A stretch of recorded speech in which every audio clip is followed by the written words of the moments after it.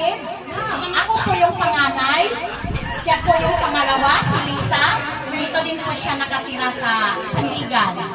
Ang aming pangatlo, ayun ang nasa Mindanao. Babae po siya.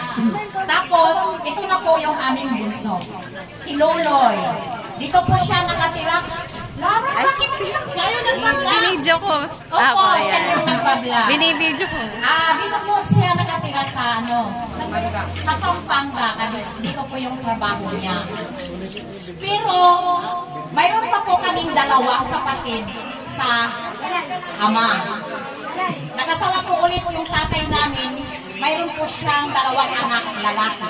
Martisano pa rin.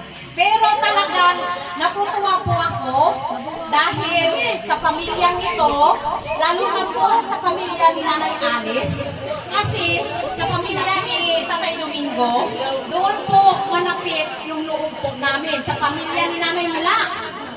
Dahil wala nang kapatid yung tatay namin, yun na po sila ang tinuring talaga na kapatid po ng tatay namin. Kung saan man kami pupunta, kilala talaga namin yung pamilya Martisano na ang ni Nanay Mula, ni Nanay Alice. Kaya kilala ko. Yun talaga ang malapit sa gusto ko. Kasi yung iba kasi hindi ko po kilala. Kaya nagpasalamat po ako na nandito po tayong lahat.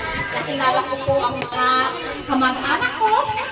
Dahil sa mahabang panahon po, talaga ang kakamag-anak talagang ang lukso ng dugo.